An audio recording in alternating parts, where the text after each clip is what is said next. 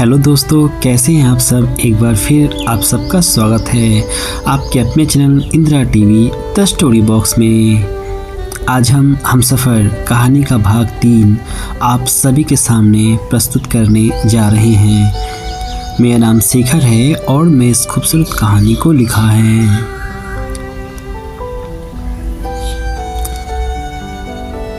हमें उम्मीद है कि मेरी सभी कहानी की तरह यह कहानी भी आपके दिलों के गहराई में उतरती चली जाएगी। आप देख रहे हैं Indira TV the story box.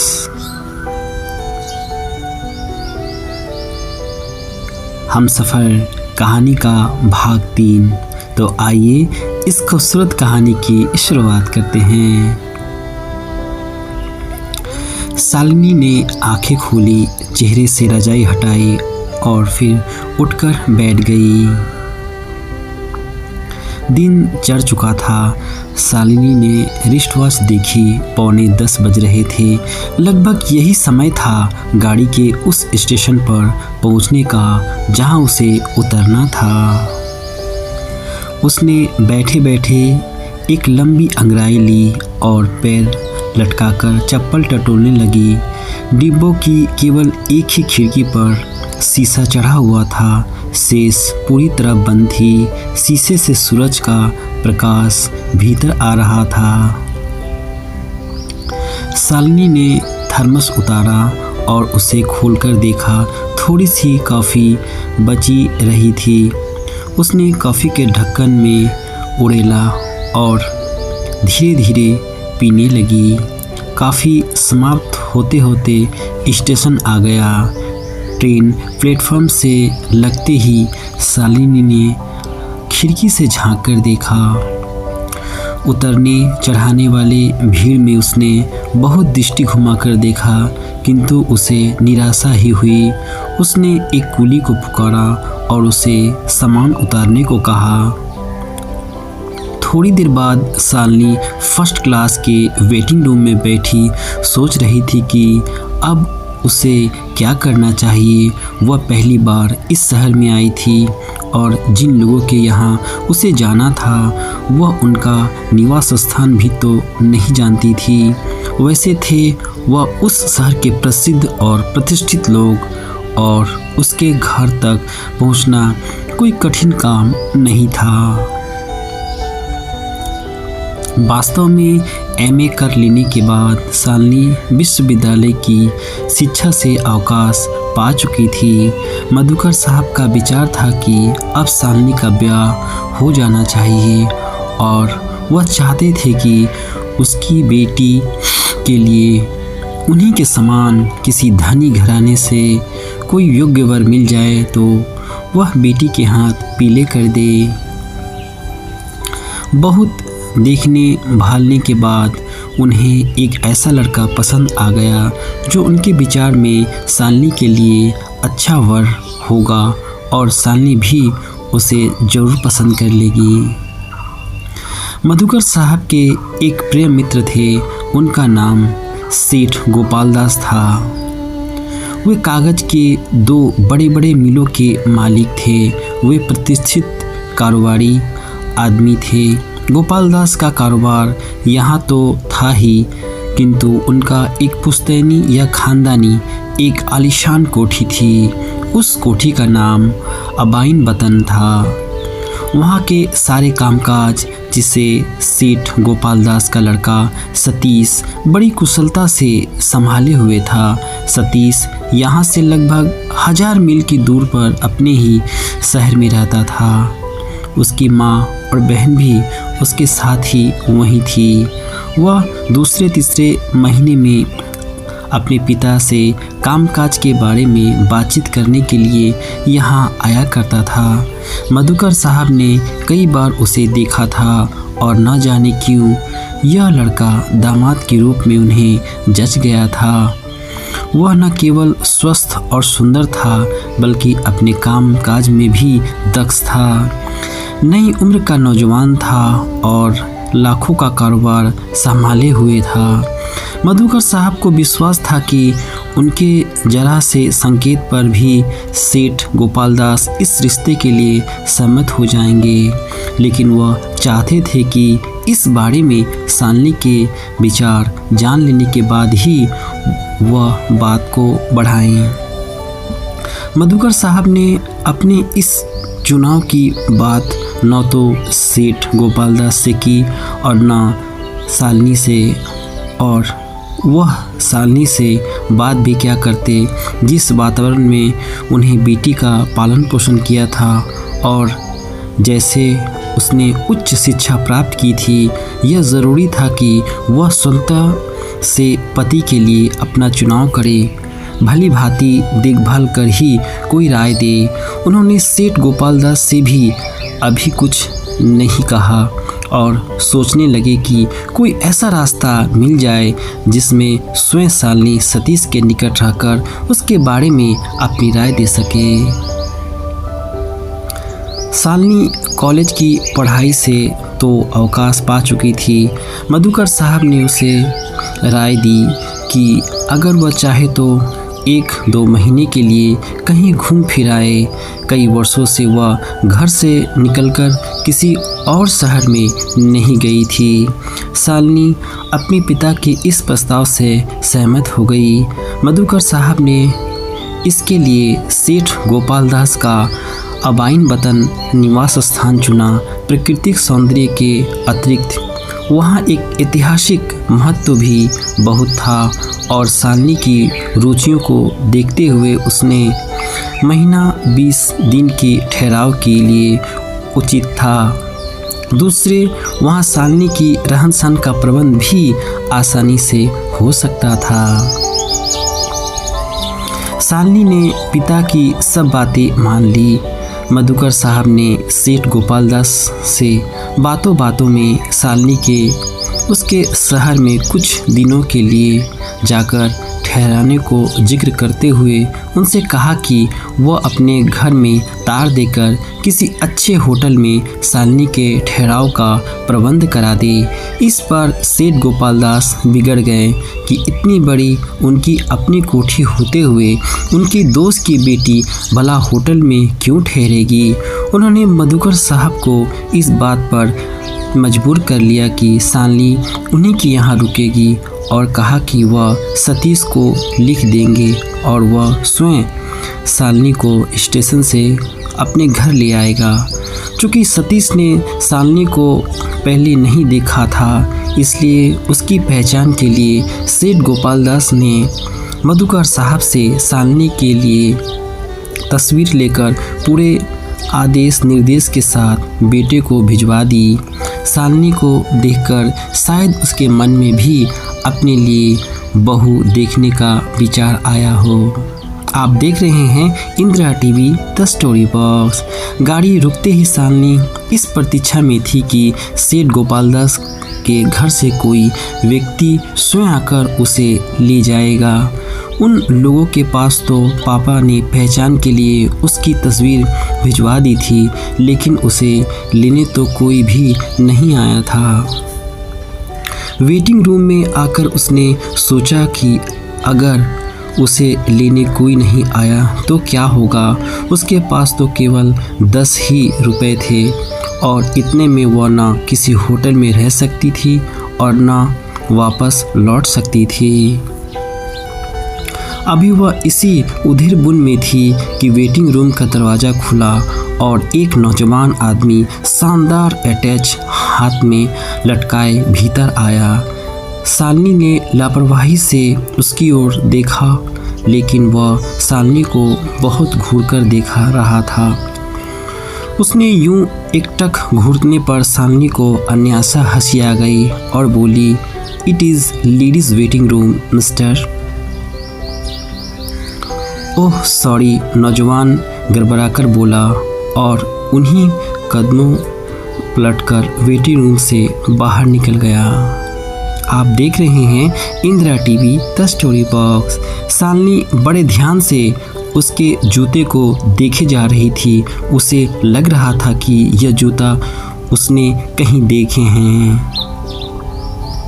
अचानक फिर वेटिंग रूम का दरवाज़ा खुला और वही नौजवान मुस्कुराता हुआ अंदर आया और शालिनी को देखकर बोला, श्रीमती जी, आप गलत स्थान पर आ गई हैं। क्या मतलब? शालिनी ने आश्चर्य से पूछा। यह जेम्स वेटिंग रूम है। ओह, शालिनी मुस्कुराई। तब आप निसंकोच अंदर आ सकते हैं और आपके यहाँ से जाने का कोई विचार नहीं है। नहीं, शालिनी की मुस्कुराहट और गहरी हो गई। आप देख रहे हैं Indira TV the story box.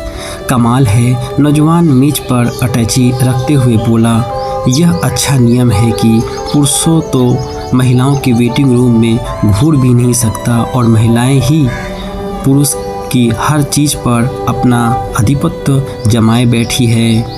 वह अर्थपूर्ण ढंग से मुस्कुराया। आप देख रहे हैं Indira TV the story box. Shalini ने कुछ नहीं कहा। वह बड़े ध्यान से नौजवान के जूते देखे जा रही थी। उसे लग रहा था कि यह वही गमबूट है जो ट्रेन में डाकू पहन रखा था। नौजवान ने कोई ध्यान नहीं दिया। वह अटैची के लिए हुए उस भाग की ओर चला गया जिधर बाथरूम था, किंतु अपना काला ओवरकोट बाहर ही छोड़ गया था। यह ओवरकोट भी काली और लंबी थी और पैर में शानदार गमबूट्स पहने हुए था। लेकिन शालिनी जिस नौजवान के बारे में सोच रही थी, उसने सिर पर गहरी काली हैट थी। कहीं ये वही डाकू तो नहीं जो उस ट्रेन में मिली थी। वह इन्हीं बातों के ख्यालों में कहीं खो गई थी। शालिनी सोच, क्या इस प्रकार के जूते दूसरे लोग नहीं पहन सकते? उसे ज़रूर धोखा हुआ है। अगर यही नौजवान डाकू होता तो यूं सार्वजनिक स्थानों पर ना घूमता। डाकू तो ऐसे स्थान पर आने से भी डरते हैं और फिर शालिनी के सामने तो वह कभी न आता, क्योंकि शालिनी ने उससे भली भांति देखा था और चोर के मन में हर समय एक चोर बैठा रहता है कि वह कहीं पहचान न लिया जाए। शालिनी कुछ देर खड़ी ऐसी ही सोचती रही कि उठकर प्लेटफॉर्म पर निकल आई। वैसे वह परेशान नहीं थी। उसने परेशानी होना सीखा नहीं। किसी उलझन के सामने आते ही चिंतित होने के स्थान पर वह उसे दूर करने का उपाय सोचने लगती थी। इस समय उसने मन में आया कि बेहतर यह होगा कि वह तुरंत टेलीग्राम देकर मधुकर साहब से स्टेशन मास्टर द्वारा टेलीग्राफ मनी ऑर्डर मंगवा ले। 24 घंटे में तो उसे पैसे मिल ही जाएंगे और इतना समय वह आराम से वेटिंग रूम में गुजार सकती है। इस निर्णय से उसे संतोष अनुभव हुआ। फिर भी वह प्लेटफॉर्म पर निकल आई कि शायद अब भी सेठ गोपाल दास का कोई आदमी आ जाए और उसे पहचान ले। कुछ देर बाद वह वेटिंग रूम में वापस लौट आई। उसे कुछ भूख सी अनुभव होने लगी थी। तभी वह नौजवान वॉशरूम में लौट आया। शालिनी क्षण भर के लिए उसे देखने पर विवश हो गई। गर्म कपड़े के सफ़ेद सूट में सचमुच बहुत जच रहा था। सुंदर, स्वस्थ, आकर्षण व्यक्तित्व। उसके बालों का ढंग कवियों जैसा था। उस नौजवान ने शालिनी पर एक मुस्कुराती सी दृष्टि डाली और अपनी अटैची को खोलकर उसका सामान ठीक करने में लग गया। दूसरे ही क्षण शालिनी ने अपनी दृष्टि उसे हटा ली। शायद जीवन में पहली बार उसने किसी नौजवान को प्रशंसा की दृष्टि से ऐसे देखा था। उसने सोचा, यह क्या मूर्खता है। वह तो स्वयं का ध्यान रखती है और मन पर उसका दृढ़ नियंत्रण है, फिर ऐसी हरकत क्यों? आखिर इस नौजवान में ऐसी कौन सी बात है उसे अपने आप पर आश्चर्य हो रहा था। अचानक नौजवान ने हैंगर से कोट उतारा और शालिनी की ओर देखा और मुस्कुराकर पूछा, लगता है आपको किसी की प्रतीक्षा है। आप देख रहे हैं Indira TV the story box. जी हाँ, शालिनी उत्तर में मुस्कुराई, मगर अब यह प्रतीक्षा ही रहेगी। मैं समझा नहीं, शब्द नौजवान के थे। छोड़िए, शालिनी की मुस्कुराहट गहरी हो गई।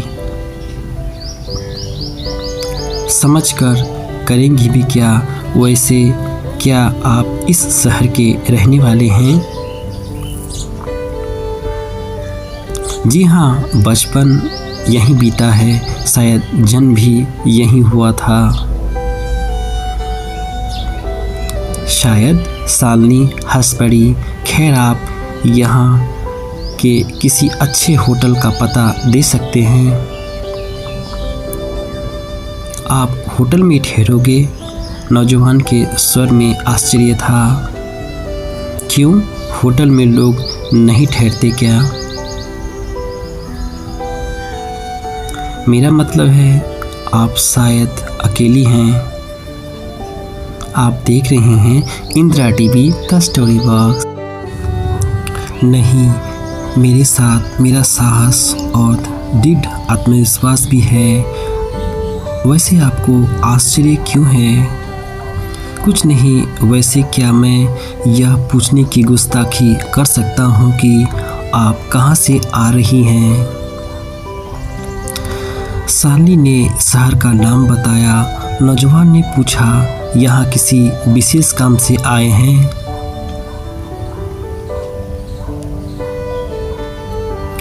घूमने फिरने और अपनी कॉलेज की छुट्टियां बिताने के लिए, शब्द शालिनी के थे। यहाँ आपका कोई प्रियजन नहीं है? शब्द नौजवान के थे। शालिनी बोली, जी नहीं, मेरे डैडी के मित्र का बेटा यहाँ रहता है अपनी माँ और बहन के साथ। उन लोगों को मुझे लेने के लिए आना था, लेकिन यहाँ तो कोई भी नहीं आया, इसलिए अब होटल में ही ठहरूंगी। वैसे 24 घंटे से पहले शायद वेटिंग रूम छोड़ भी ना सकूं। क्यों? नौजवान ने आश्चर्य से पूछा। उत्तर में शालिनी ने संक्षेप में डाकू वाली घटना सुनाते हुए कहा कि वह स्टेशन मास्टर द्वारा डैडी से टेलीग्राम द्वारा रुपए मंगवाएगी, तब होटल जा सकेगी। कमाल है, आपने रिपोर्ट दर्ज नहीं कराई? शब्द नौजवान के थे। रिपोर्ट से क्या होगा? शालिनी लापरवाही से बोली, वह डाकू मेरा भाग्य तो चोरी नहीं किया ना। नौजवान काफ़ी देर तक शालिनी को ध्यानपूर्वक देखता रहा। शालिनी एकाएक चौंक पड़ी। उसे लगा कि इस नौजवान आश्चर्य या हैरानी से लंबे समय तक देखना और घूरने का ढंग तो कुछ उस डाकू से मिलता जुलता सा लगता है। नौजवान सहानुभूति जताता हुआ बोला, देखिए, अगर आप मुझ पर भरोसा करें तो मैं आपकी सहायता कर सकता हूँ। भला वह कैसे? शालिनी हैरानी से बोली, मैं अपनी कार में आपको होटल तक पहुँचा दूँगा। आपको कुछ भी पैसे जमा नहीं करना पड़ेगा। होटल के पता पर आप मनी ऑर्डर मंगवा सकती हैं। यहाँ वेटिंग रूम में कष्ट भी होगा, और जब आपके पास केवल 10 रुपये रह गए हैं तो आपको 24 घंटे तक भूखा भी रहना पड़ेगा। यहाँ पर कूली को भी देना है, फिर आपके पास क्या रह जाएगा? शालिनी कुछ सोचने लगी। वह सोच रही थी कि नौजवान ठीक ही तो कह रहा है। नौजवान फिर बोला, अगर आप मुझ पर भरोसा कर सके, आपकी मदद करके मुझे बहुत खुशी होगी। नौजवान ने पर्स खोलकर 2 बड़े नोट निकाले और शालिनी की ओर बढ़ा दिए। आप स्वयं किसी होटल में ठहर जाएं, मुझे पता बतला दे, मैं 3-4 दिन बाद उसी होटल में आकर ले लूँगा।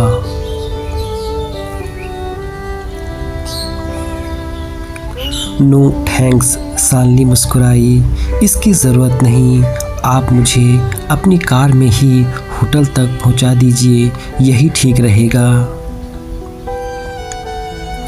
अच्छी बात है, इस विश्वास के लिए धन्यवाद। कूली को बुलाकर शालिनी ने सामान उठाया और वेटिंग रूम से बाहर निकलती चली गई।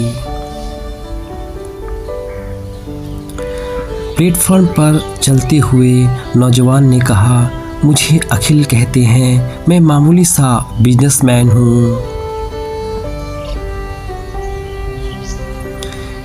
क्या बिजनेस करते हैं आप? शब्द शालिनी के थे। आप देख रहे हैं Indira TV the story box.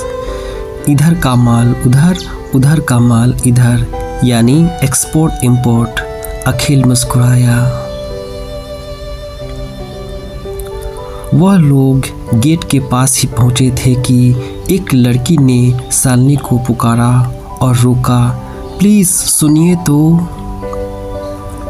Shalini चौंक कर रुक गई।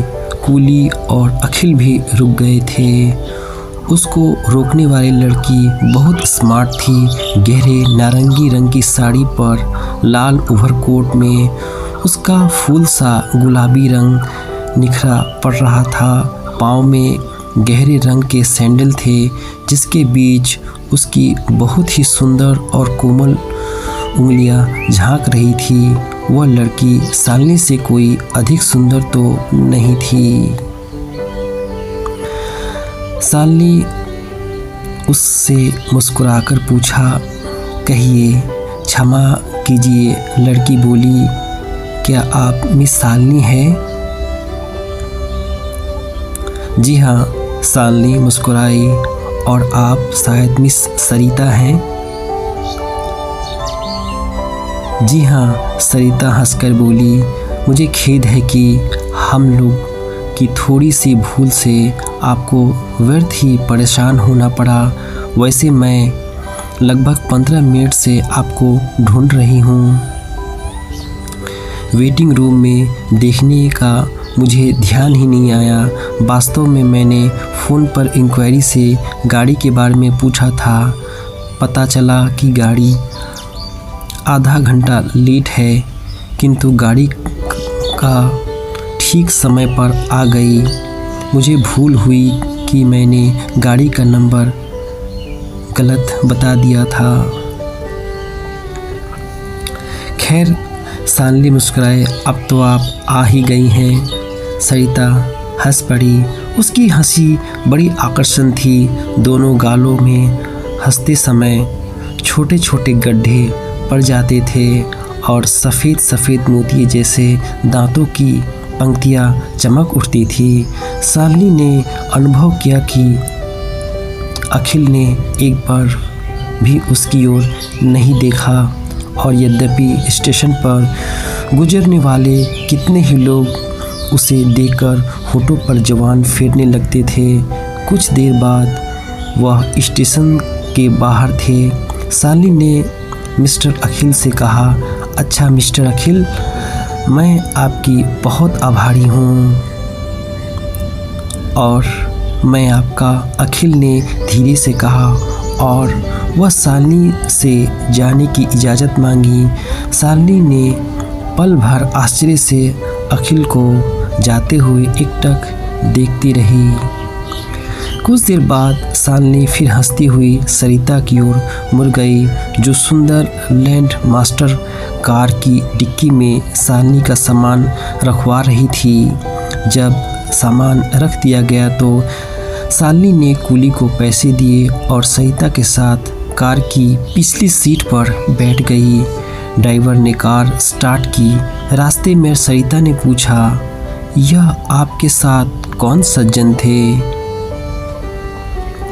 उत्तर में शालिनी ने अखिल के बारे में बताया और फिर अपनी लूट जाने वाली कहानी सुनाती चली गई।